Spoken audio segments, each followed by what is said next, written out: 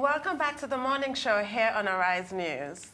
The People's Democratic Party's presidential and vice presidential candidates, Atiku Abubakar and Peter-Obi, participated in the candidates' presidential town hall interactive session on Wednesday. During the 2-hour live broadcast, the duo made some allegations against the current government, which the APC Presidential Campaign Council spokesman, Festus Keyamo, has reacted to. From claims that the recession was caused by the APC to claims that the out-of-school children grew to 13.5 million under this administration. Joining us now to speak on this is one of the spokespersons of the Atiku Campaign Organization, Umar Sani. Welcome to the morning show. Good morning, and good morning, Nigerians. So let's just start with an overview before we get into the nitty-gritty. Do you think Atiku Abubakar and Peter-Obi were able to effectively convey their message and show Nigerians what they have to offer as a team?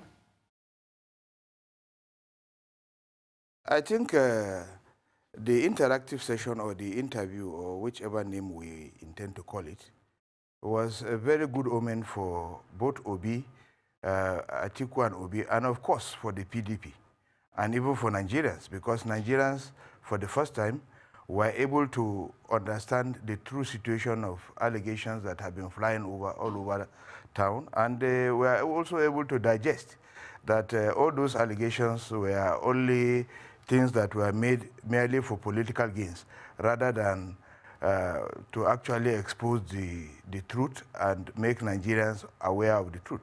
So Atiku and Obi clearly put the matters before the Nigerian people and were able to explain themselves so well that all of us were happy, and I'm sure Nigerians are also extremely very happy, because they have cleared the air on all the issues, all the naughty issues that have always been on the front burner of our national discourse. So I'm very comfortable with the discussions that came, and I was also very excited by their performance. And of course, the actions of the interviewer, in trying to bring out some of these follies actually helped to solve all those problems. So in a nutshell, I will say they have performed very well. Well, talking about the truth, the APC has picked holes in some of the things said at the town hall series. For instance, the figure of out-of-school children, but the presidential candidates claimed that he could be in office as a customs officer and still partake in buying shares that he did, and so many other things. What's your reaction to that?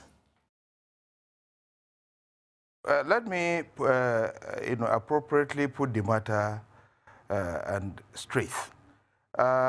When he was asked that question, he actually said that at that time, because the laws of the Federal Republic of Nigeria change, depending on the time, and we cannot be living in the past. Of course, things are changing gradually, and even the constitution we're operating now is called the 1999 Constitution. It is not the 1962 Constitution or 1973 Constitution or 1978 Constitution. It is the 1999 Constitution. So what is wrong in the 1999 Constitution may not be wrong in the 1979 Constitution or 1962 Constitution, or so forth, and so forth, and so on. So the dynamism of time has changed. Now, he said at that time, because of the policy in existence at that time, public officers were allowed to buy shares. And because as a public officer, he bought shares.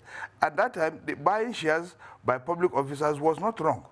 So what is there in saying that that he had the authority, because at that time, as a public officer, he was entitled to it.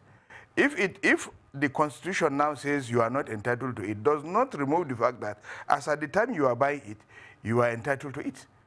Now, coming to the out-of-school children, let me put it clearly that the 13.5 million out-of-school children, nothing has been done to address it. During the Jonathan's period, to address the out-of-school children, because of the peculiarities of the out-of-school children and the figures where they are coming from, each area was appropriately examined and a decision was taken that the issue should be addressed based on the peculiarities of the people. The out-of-school children in the north was mainly and predominantly on the issues of the itinerant Islamic education. So most of the out-of-school children are children who are doing the Al-Majiri system, who were not ready to go to Western education. And so the government policy at that time thought it wise that the best approach was to build schools that will address both the Western and the itinerant Islamic education. And that was why the Al-Majiri schools were built. Now these Al-Majiri schools were admitting up to 5,000, 10,000 students. And it was giving them the opportunity because their local malams who were teaching them in the Zawre system, that is where you stay in a house, were now employed by government and they were teaching them the same thing in the school. While at the same time, they were also learning the Western education. So these are all measures aimed at addressing the out-of-school children. There were also schools for out-of-school children in the southwest and in the southeast. These were all done by the Jonathan administration. They were attempts to address, at that time, the 10 million out-of-school children. However, when Jonathan gave way, the figure not only, as at the time he was going, the figures had significantly reduced because measures were being taken to address it. However, when this administration came in, what they were doing was merely to say they were doing school feeding program. Now, school feeding program, to the best of our knowledge, no parent is incapable of taking care of his child, and that children cannot eat at home. So for them to have thought that school enrollment will increase because they are giving food in the school is a very wrong policy, and we believe that that policy couldn't have generated any tangible result. And that is why you now see that the figures have not only skyrocketed from the United Nations 10 point something to now 13 point something million out-of-school children. So I think the out-of-school children predominantly has been the problem of the APC, and they have not been able to do anything reasonable to address it. And I think the PDP had taken the steps, adequate steps, to actually address those burning national issues. Okay, Mr. Sani, the APC claims that Atiku co-founded the company and not just buying shares as a serving customs officer 3 years after the 1979 Constitution came into operation. And according to Section 1 of the 5th Schedule to the 1979 Constitution, a public officer shall not put himself in a position where his personal interest conflicts with his duties and responsibilities. Do you have any response to that claim? Yes. Even if that provision or that proviso in the 1979 Constitution is there, you are reading it in isolation. Are there no other laws that says that, provided, for instance, that there is the public officer is complying with other sections or other statutes as it exists, and which has been incorporated in the existing laws of this Constitution.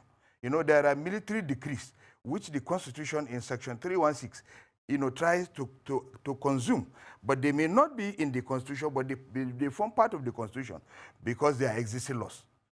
For any law that is made by the military, for instance, once there is democracy, it turns into an act of the National Assembly. For instance, the 1990 decree, this Companies and Allied Matters decree, became an act. But there was no National Assembly that created the act. It was done by the military. So it becomes an act of the National Assembly. So the fact that that section speaks does not exonerate that there are other sections. I'm not a good lawyer, but I will, what I'm trying to put is that there must have been provisions that has given him cover for him to have been able to do all that he has done. And this is what he was trying to pass across. Mr. Sani, let's look at the tax amnesty breaks that were proposed by Atiku Abubakar on Wednesday. These are raising some criticism. He did cite the example of Turkey, which has introduced that program, but there's a clear distinction. In the Turkish case, it's for Turkish investors with foreign assets. It's not for those who have criminally enriched themselves from the nation's commonwealth. What is your view on this and on the criticisms that Atiku Abubakar is taking quite a lax approach to corruption? Well, you see, in our Nigerian context, we have to begin to learn that certain pragmatic steps must be taken if we have to address some very knotty issues. Because we want to assume the role of saints and say that we are not corrupt, we will continue to follow a path that will not generate any result, merely because we believe that what we are doing is we are fighting corruption. The issue is all this fight about corruption is about the welfare of your people and the welfare and well-being of Nigerians. Now, how do you, get Nigerians, adequately employed? Look at the figures. The figures have been released by the MBS. We have lost jobs from 2015 to now, about 11 point something million jobs. And we have about 20 or 21 million approximately of people who are not with jobs. Now, do we want to continue along that line and then be hounding some people and carrying them to anti-corruption and whose monies are within Nigeria? What of those whose monies are outside Nigeria, those who have stolen and have kept the money outside Nigeria? How do you get it? You have, the government has gone to the United Arab Emirates to sign treaties, to sign all this, but has it been effective? Has Nigeria recovered any money? Has the British government given any money back?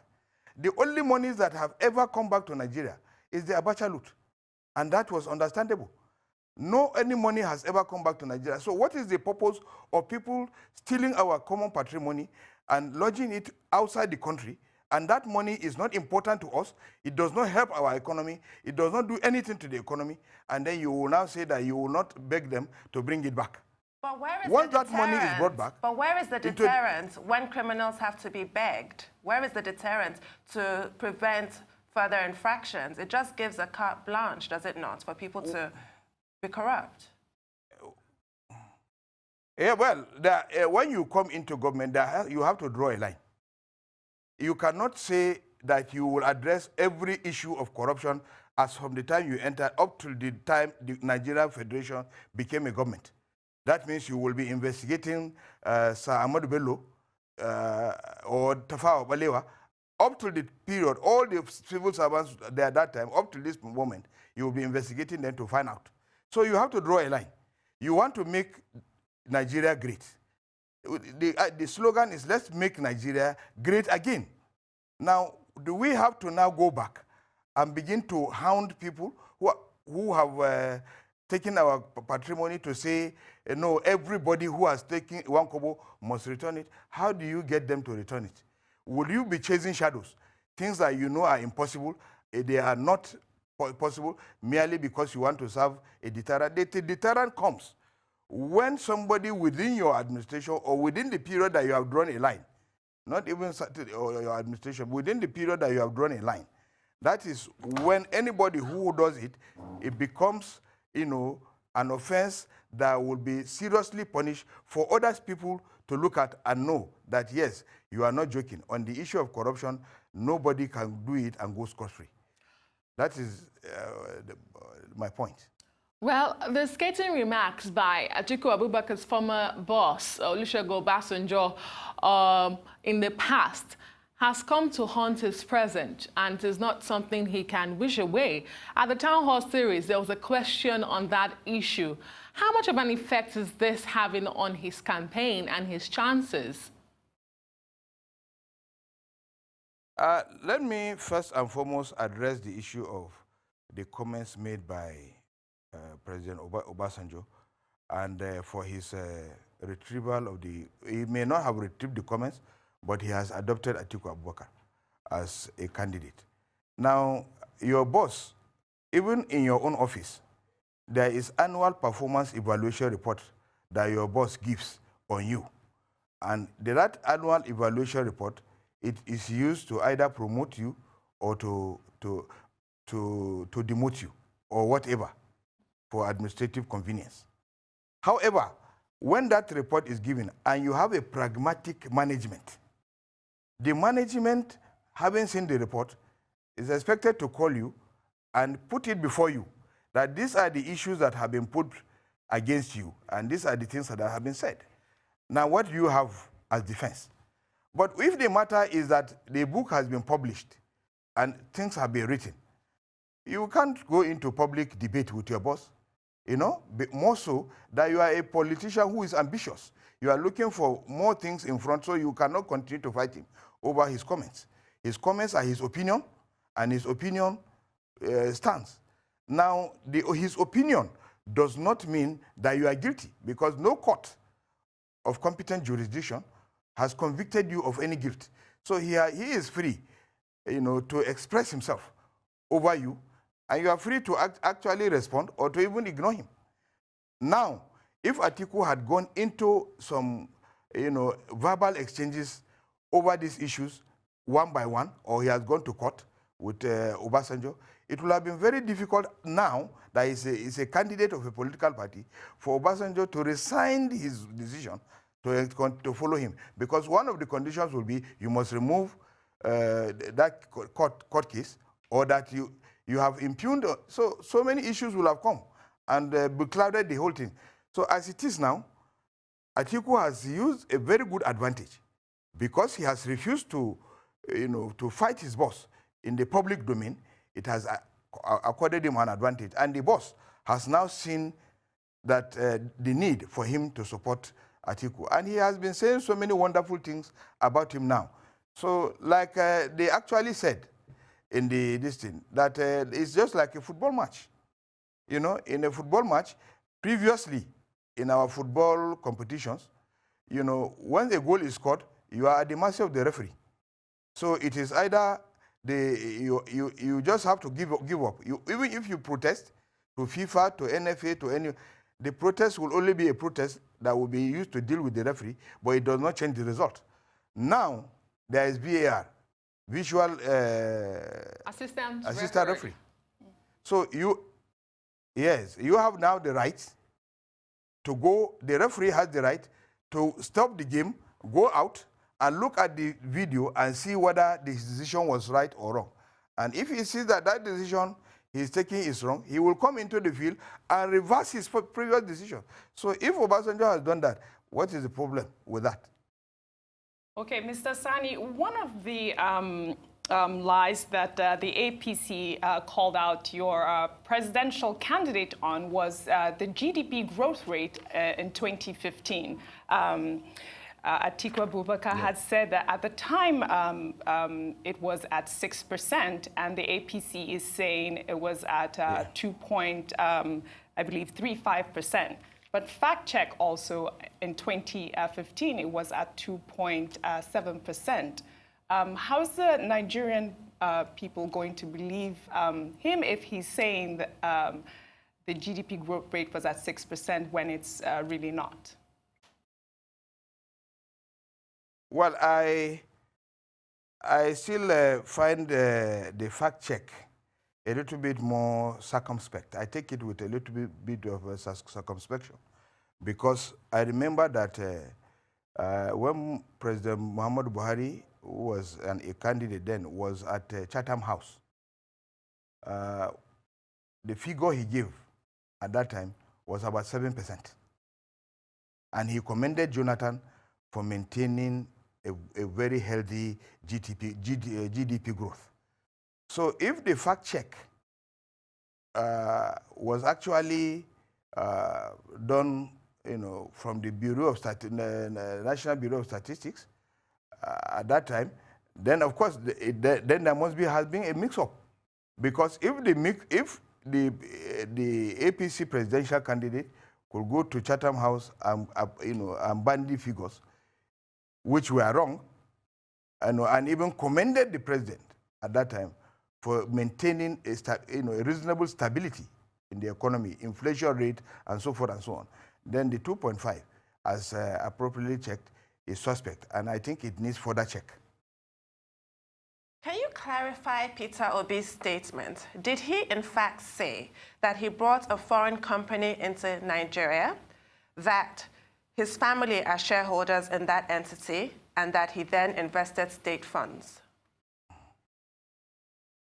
You see, most commentators, from the APC, and so they try to muzzle the interview to suit their purpose. When people want to talk to themselves and be happy with what they are telling themselves, they try to change the narrative so that it will suit their own purpose. Peter Obi has been expressly clear in his explanation. He said he brought the brewery company to Nigeria. And this brewery company came to offer him 15% as a partner. And he declined. And he bought share for Anambra State of 10% in that company. So where did he say that... Sorry, could you say that? Where did he say all those things? Now, the other issue he was talking about was on Next. And Next, we all know Next company here. It is here in Abuja, where he said that the company does not belong to him. And if anybody has any proof that he owns one share, he should go to CAC and confirm. He doesn't have one single share. The company was a family company, which he came in. And what is there? If a state government, for instance, buys shares and an individual also has shares in a company, is there anything wrong? If previously you had a share before you became a governor, and then you now saw the need for the state government to also acquire shares in a going concern, which is profitable, what is there in investing state government money to generate more money for the state? He said he invested $30 million, and the shares now are worth over $100 million. So I think Peter Obi is a genius in investment. He's a genius in finance and financial matters. And I think Nigerians should begin to appreciate that Peter Obi means well for Nigeria, and he has done it in Anambra State, and that he will replicate what he has done across the country. Well, your party seems to be coming under fire for a lot of decisions or reactions made in recent times. The ruling party criticizes it and says it is another attempt for the PDP to just come back and siphon funds from the country, the corruption that we had seen in 16 years. For instance, they say the vehement reaction of the People's Democratic Party to the controversial suspension of the Chief Justice of Nigeria is suspect, and that, in fact, you suspended your presidential campaigns for 3 days. What exactly is the PDP after in the case of the CJN? Well, let me put the matter in this context, in a proper context. Now, this is a government that from 2015 to now, they have found nobody in the administration culpable of any offense. Nobody has been sacked. The only person that was relieved of his appointment, which is Babachir, and Olushola Oke of the NIA, they were still insisting that they were not guilty of any corruption. It was just recently, maybe about 2-3 days ago, because of public outcry and public complaints, that now they began now to, as a face-saving measure, they say they are taking them to court. Now, let us leave that aside. Coming back to a credible election. Now, the law that was enacted by the National Assembly, which is a tripartite,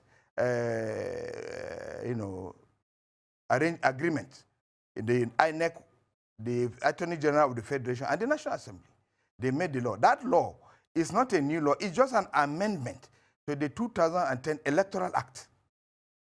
If you are amending an Electoral Act to make it foolproof, is to take care of the exigencies that had happened before now, so that the law will be strengthened to be able to address such issues that have happened.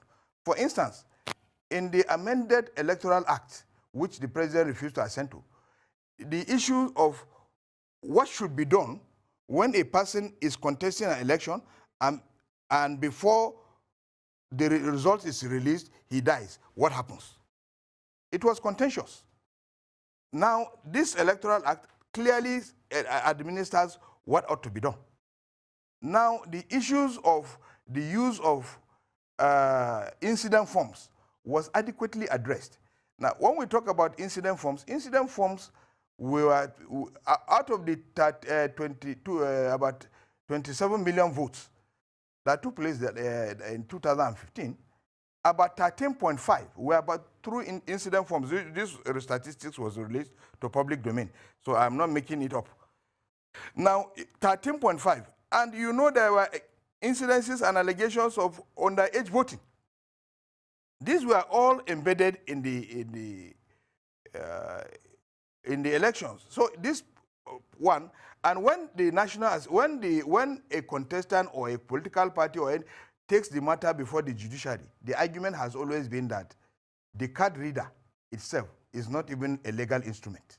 The card reader was not projected to supplant or to be a substitute to the voters register. So if you carry the card reader and say so many people, this is the number of people who were accredited, but these are the people who voted, the law courts were saying no, the card reader has not been captured by the Electoral Act, so they cannot consider anything from the card reader. The card reader should be considered as an ingenuity of the INEC, but it is a very good one, but it is not a legally accepted instrument. So this law actually captures it.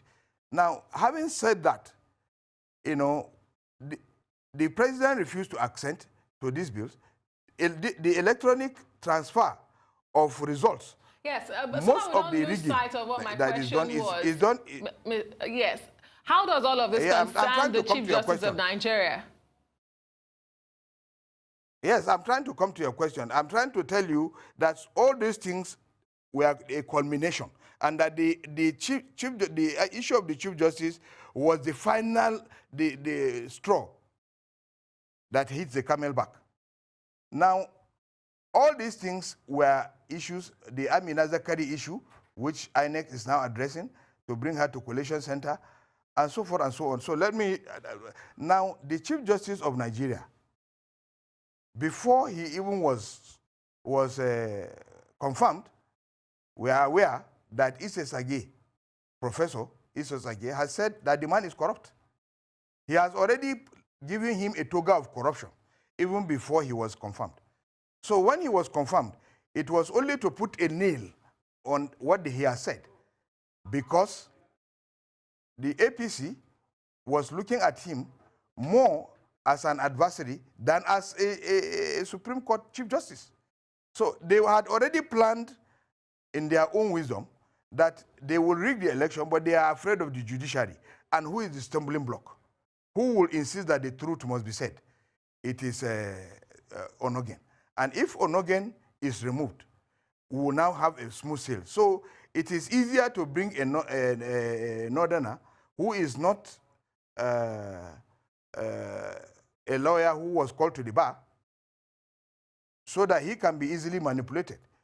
And the results will now show that the APC has won, because they are afraid and they are jittery that they are going to lose the election. You can see that in our campaigns, Atiku has never been borrowing crowd. The crowd he meets are the crowds of the people that are in that area. Atiku does not supplant crowds. People don't come from here and there. If you take, for instance, the Akwa Ibom rally by the president, you see that when the president was addressing the crowd, the whole crowd was gone, because they have gone out to go and collect their appearance fee, you know, and will return back to base, so that they will not be attacked on the way because of security challenges. So it is the type of situation that we are having, and the jittery desperation and jittery nature of the president, who has gone to the National Assembly and he was raising four fingers to say that whether we like it or not, he must do the second 4 years. These are issues before the front burner. So we are now saying, no, that you cannot elevate impunity to its highest level. You cannot use corruption issues, all right, you know, okay, also to suspend somebody. Also, Mr. And we are also saying that the statement of suspension read by the president amounts to delivering judgment, because he was blaming almost everybody. Only himself was not blamed. So he delivered judgment, you know, against Onogen, even before Onogen was tried by any court. All right, Mr. Sani, at the PDP rally yesterday in Asaba Delta State, your national chairman, Uche Secondus, claimed that the federal government was pressuring INEC to rig the elections. Does he have any proof to this claim? You see, in politics, it is not a court of law where you go and give evidence, because we are not giving, we are looking for public opinion and not any evidential opinion. If a national chairman gets credible information and releases it out, it is not a matter that he has to come and now expose the person or the people who gave him that information before the public. He has the evidence. He cannot, a national chairman cannot speak in vacuum. There has to be an evidence, and there has to be a credible evidence that what he is saying is correct. So what the national chairman has said actually is not even alien to Nigerians, because the INEC chairman has removed Amina Zakari and taken her to be in charge of health and welfare from a national commissioner in charge of election. And then all of a sudden, she now surfaces as being in charge of collation. And because of the public outcry, he has now said no, that even that responsibility she will not do again. Now, are these not credible information that is making the INEC to reverse itself?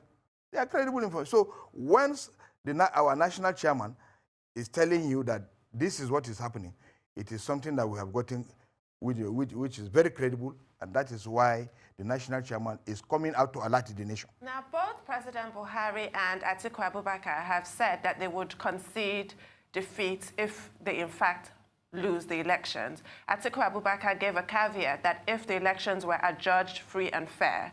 Adjudged by whom exactly?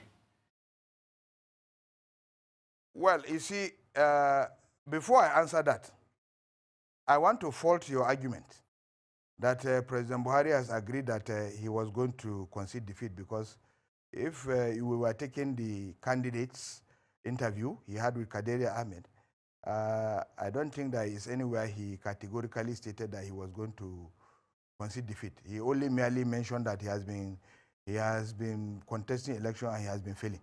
But he has not clearly given an expression to the fact that if I lose, I will concede defeat. Having said that, you know, elections are judged to be free and fair and credible. There are so many institutions that come to observe election.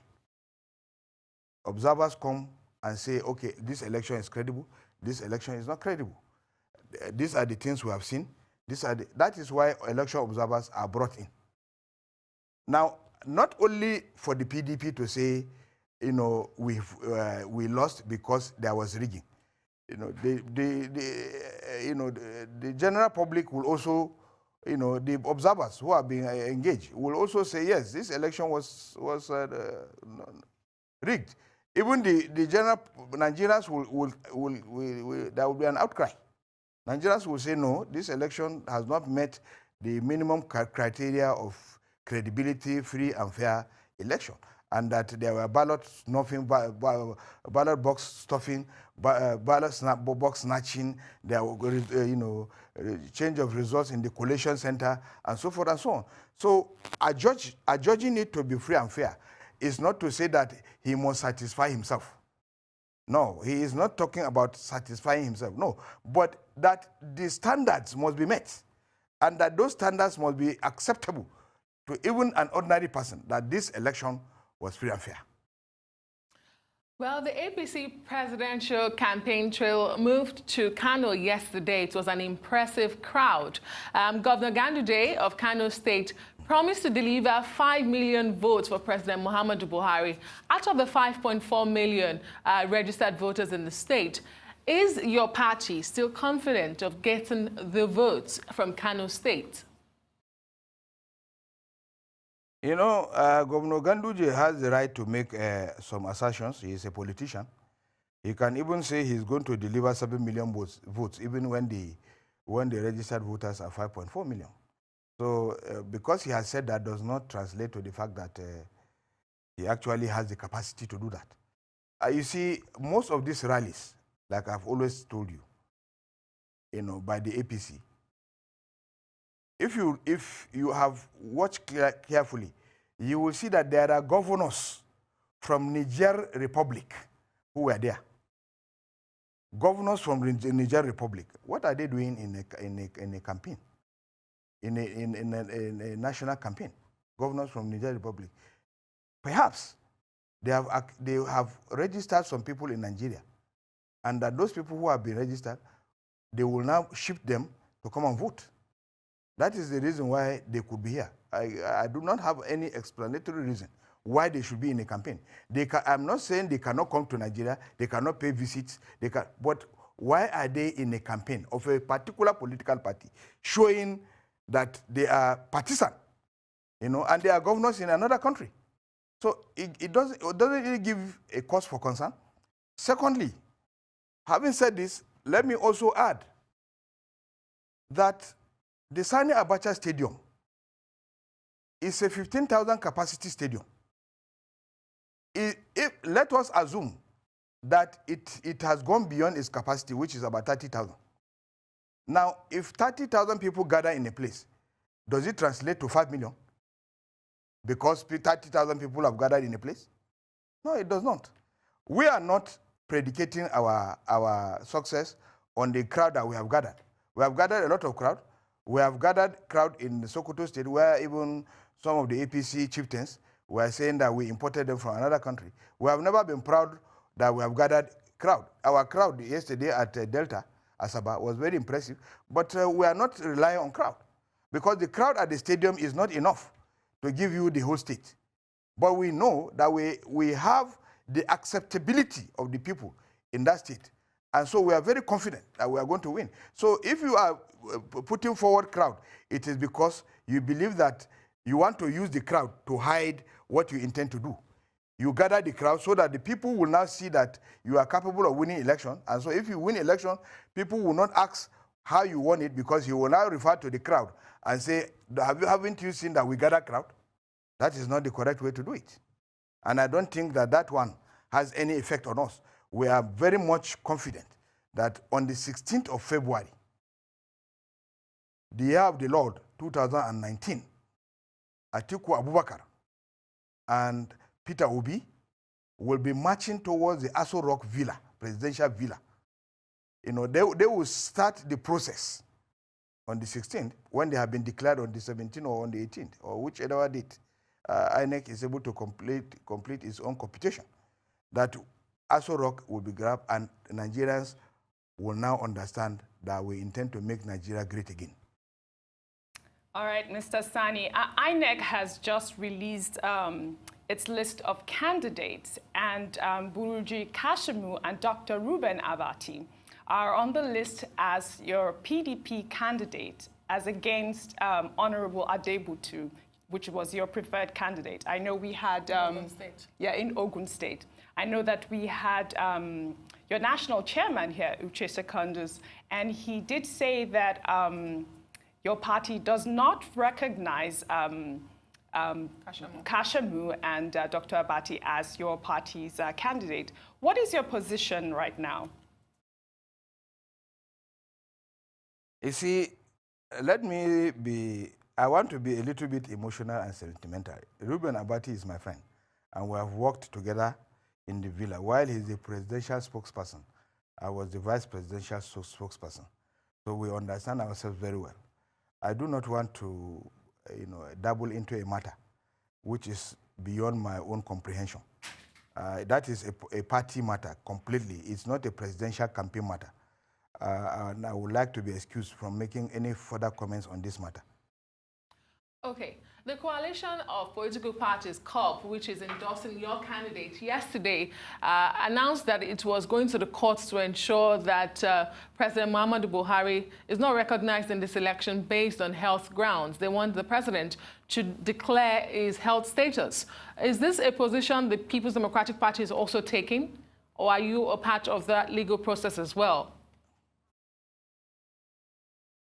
You see, the coalition of political parties have, as Nigerians, the right to go and seek interpretation, to go and seek legal opinion or rights over issues they are in contention with. Now, if they believe that the president is incapable of discharging the functions of his office as provided for in the Constitution, they have the right to go to court. But then it is when they go to, it is not merely going to court. Then they have to justify why they think the president is incapable of discharging the functions of his office. I know that there were issues where the president has shown clear signs of senility and dementia. For instance, in his campaign, he has called somebody a presidential candidate, while he is the presidential candidate of the party. So there is no known excuse that you will assign your portfolio to somebody else whom you are supposed to give a flag of honor. He had also made reference to the same person who is a gubernatorial candidate as a senatorial candidate. Before he now finally admitted that the man is a senatorial candidate, he has tried, okay, let us say in Kogi State, he almost fell down, but he was held. In Kaduna, we saw the video, he also fell down. He was just lucky that he was falling down on his own seat. And then, of course, we have had so many statements from him. For instance, he has made statements in Niger State where he calls his party National Progressive Congress, which is All Progressive Congress. So we have also seen just recently where he raised the hand of Ndoma Egba, a senatorial candidate, as the gubernatorial candidate before his attention was drawn. So they are showing clear signs that the president is not very articulate. He cannot, even the interactive session with Kaderia Ahmed on NTA, the questions have to be repeated, and then they have to also, having been repeated, they have to be recouched, just for him to understand what the question is all about. And his answers to those questions are still very, very clear, that he is not in tune and in line with the reality on ground. So if they think that those things they have seen, there are sufficient grounds for them to go further and ask the court to declare him unfit. It's a responsibility, but I don't think that we, the PDP, are interested in technicalities. We want to defeat him on the field. Well, thank you very much. On that note, I would like to end this interview. It's been a pleasure having you. Many thanks, much appreciated.